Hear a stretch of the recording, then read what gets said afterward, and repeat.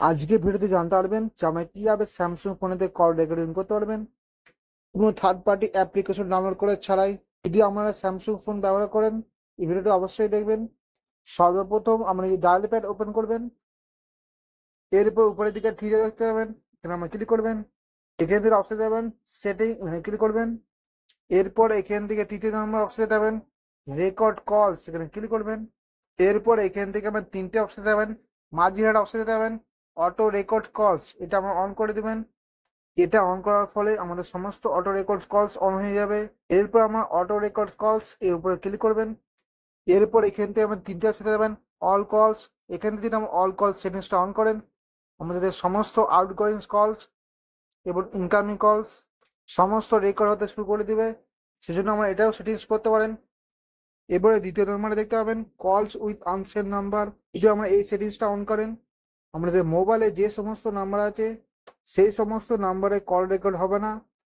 Unknown number থেকে যদি আমাদের কল আসে সেই সমস্ত নাম্বারে কল রেকর্ডিং শুরু হবে। সেজন্য আমরা এই সেটিংসটা অন করতে পারেন। এবং তৃতীয় নম্বরে অপশনে যাবেন কলস উইথ স্লিপিং নাম্বার, এই সেটিংসটা যদি আমরা অন করেন আপনাদের পছন্দ সহ যে নাম্বারে কল রেকর্ডিং করতে চান শুধুমাত্র সেই নাম্বারে কল রেকর্ডিং হবে।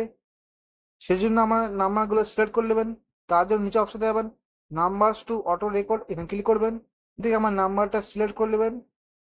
এবার দেখবেন প্লাসের চিহ্ন, এখানে ক্লিক করবেন। এই নাম্বারটা সেভ হয়ে গেছে। এরপর এই নাম্বারতে যদি কল হয় এখান থেকে সমস্ত রেকর্ডগুলো সেভ হয়ে যাবে। এখান থেকে যদি আমরা আরো নাম্বার সিলেক্ট করতে চান আমার কন্টেন্টের উপর ক্লিক করবেন। এখান থেকে আমরা যে নাম্বারটা কল রেকর্ডিং করতে চান সেটা আমরা সিলেক্ট করতে পারবেন। যদি আমরা এই নাম্বারটা ডিলিট করতে চান প্লাসের চিহ্ন দেখতে পাবেন, এখানে ক্লিক করবেন। এই নাম্বারগুলো আমরা ডিলিট করতে পারবেন। এরপর আমরা ব্যাকে যাবেন। এখান থেকে আমার যেটি পছন্দ হয় সেটা আমরা সিলেক্ট করবেন। এখান থেকে আমি অল কল সিলেক্ট করলাম। এরপর আমরা ব্যাকে যাবেন। এরপর যে সমস্ত কল রেকর্ডিং করলেন কোথায় সেভ হয়েছে কিভাবে জানতে পারবেন তার জন্য নিচে অপশন দেবেন রেকর্ড কল, সেখানে ক্লিক করবেন। এখান থেকে আমার সমস্ত রেকর্ড কলগুলো দেখতে পাবেন। যেহেতু আমি কোনো কল রেকর্ডিং করিনি সেজন্য আমরা এখানে দেখতে পাচ্ছেন না। তো বন্ধুরা আমরা এইভাবে স্যামসাং ফোনেতে কল রেকর্ডিং করতে পারবেন।